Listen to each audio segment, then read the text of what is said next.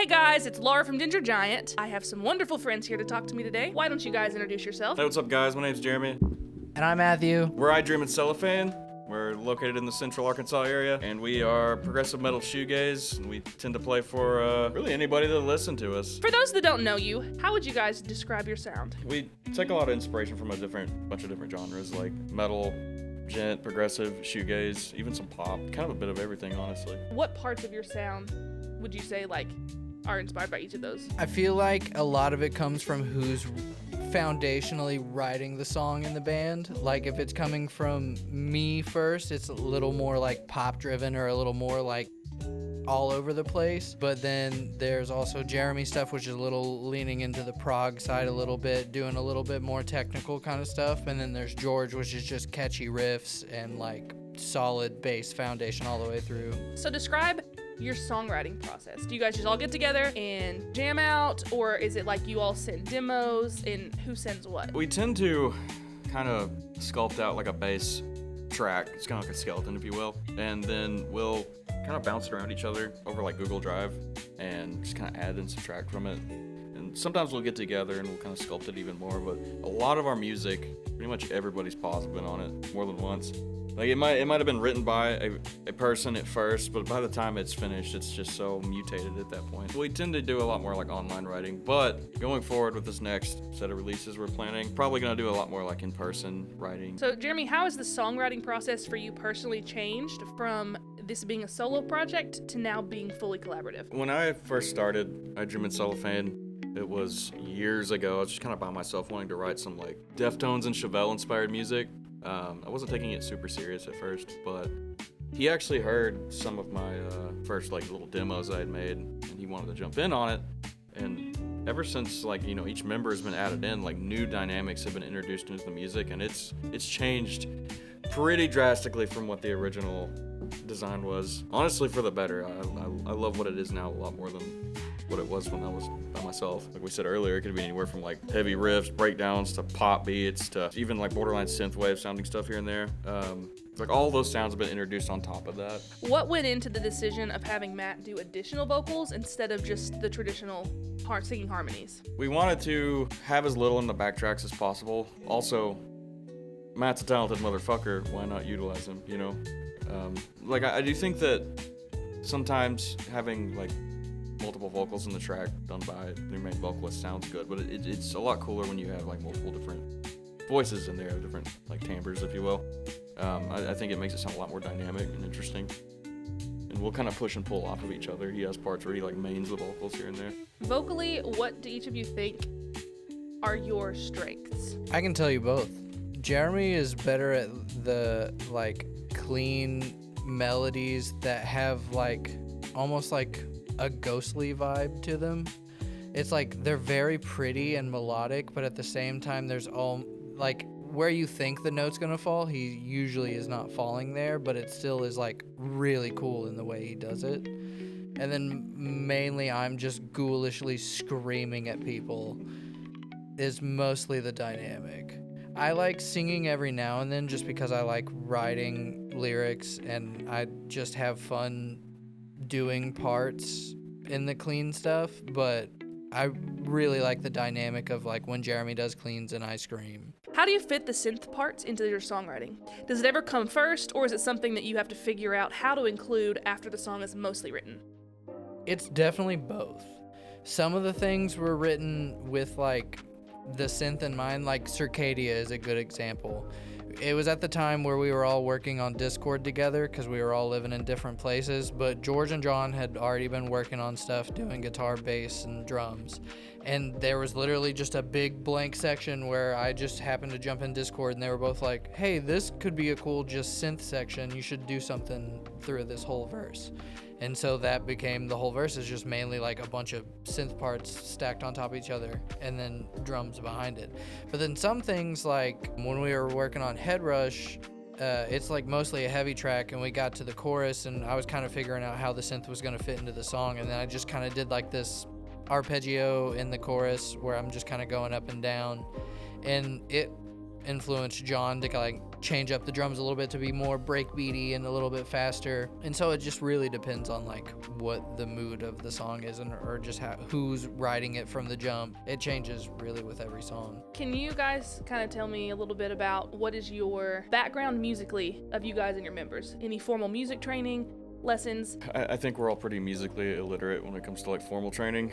We kind of just do what sounds cool, and we don't necessarily always know what that means. I will say that George he went to college for jazz guitar, if I'm correct. So he is like musically trained. He's not learning this. But for most of the rest of us, it's by ear. So there's a little bit of every now and then where like theory gets brought up, and then someone's like, should it be theory or should it be just ear? That becomes a conversation every now and then, but it's not often. Most of the time, it's just like, ooh, that sounds cool. And then George will explain to us what the theory is behind it. And we're like, hell yeah, tight. That sounds cool. Like, most of us are not Academically trained. Yeah, we're not all academically trained, but George is. Did any of your current songs now start out as demos for another project? Yes, kind of. There was stuff that George kind of had written, but it was kind of broken up. It wasn't finished. Wasn't Circadia kind of something already from John? Yeah, it was. Yeah, so there's a little bit of that, but outside of like, the couple of songs that I had written before, they had really joined in, but that was like for the project anyway, so. With songwriting, is it a thing where it comes naturally, like you're walking down the street, you're doing mundane things, and you're like, ooh, I have a melody, let me do it? Or is it like you sit down, you're like, okay, I'm gonna songwrite, let me just play around and see what comes out? For me, stuff just comes to me. I'll hear something, and then I'll start noodling around in my head when I'm just like cleaning the house, and I'll be like, okay, I have to sketch this out, and I'll sit down and record it, and sometimes whole songs come out of that. I don't think I ever really just sit down and write. In fact, it's a little uncomfortable for me to do that sometimes. Like, and trying to do that with them, the rest of the band, on the occasion, it can be a little hard for me to get in the gear because I'm so used to being kind of like in my head about it, like independent. It really goes back and forth for me. I do a lot of, like, I have so many voice memos in my phone for like riffs or stuff, but it's just me going like, like mouth noises into my phone. In the last couple of years, especially with the Maddie Cry stuff, I've just gotten really excited about working with other people. So I've gotten more into the groove of like, it's easier to just schedule out a day to be like, hey, you want to play some music and record stuff? Can you guys describe some of the challenges that come with being one of the few progressive metal bands in the scene? It can be a little weird trying to find people to run shows with without it kind of ending up being mixed genre, because there's not a ton of bands that kind of fit where we fit, so we just kind of have to do mixed genre shows. There are some other bands that we have played with, like Coach Light, which I would say falls in a very similar boat that we're in. What are the pros and cons of doing mixed genre shows? I mean, I love genre-specific shows, and I love mixed genre. I think they're all valid. Like, if you want to go to a certain show and enjoy a certain type of music, then a show that's tailor-fit to that genre makes sense. But mixed genre is great just because you can get to hear a bunch of different talent, a lot of different dynamics, from a bunch of different sounds and bands. It makes the night more fun. When we were first trying to play shows as a band, we weren't exactly 100% sure like what we were going to do, who we were going to play with. So our first show ended up being just a show that we worked with Full Moon and Kurt, and we headlined, and we just got a bunch of people. Like, my project played Maddie Christ, and Ultra and Coach Light all opened for us, and it was like a really fun kind of mixed genre event. I feel like that's important, where if you feel like you don't exactly fit in, it's definitely possible in the scene currently to just like kind of put together your own experiences, your own shows. Jeremy, how has the process been learning to write vocals and write singable vocals for yourself? And what hurdles have you had to overcome? This is the first project I've ever been like frontman in. I've kind of always known where I sit vocally. I know what my limits are.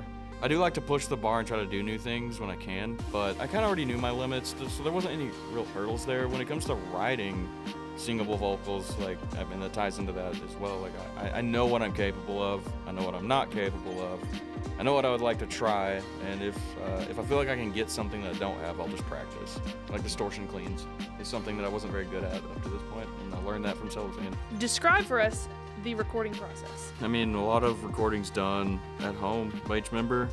at least with the last EP, the last set of music. Kind of work independently, and then we'll come together at the end. And going forward, we're gonna try to record a lot more in person together. But it used to be quite a bit of at-home recording, and then like George would mix and master everything together. So do you guys think in the upcoming Crash Cast Podcast Music Award nominations that you guys have a high probability of being nominated for Best New Band? I think there's a chance. I wouldn't say high probability. It just depends on how well we're known.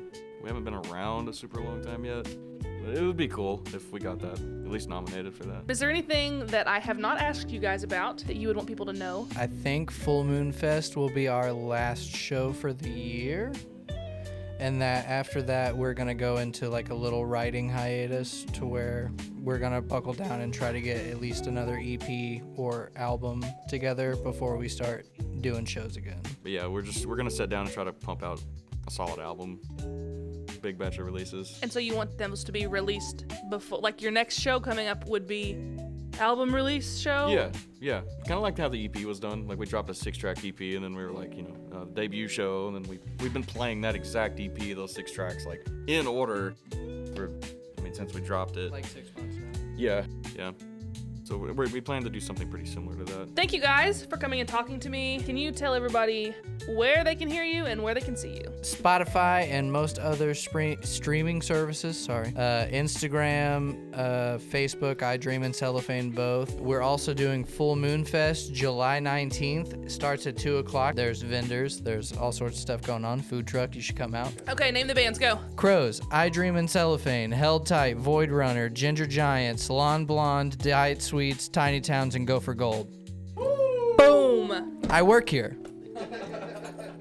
And Matty Christ on DJ. And Matty Christ is DJing, and with guest DJs. I'm doing remixes of all the bands, whether they like it or not. Can we request what song to remix this with? I've already got a Ginger Giant. Damn it!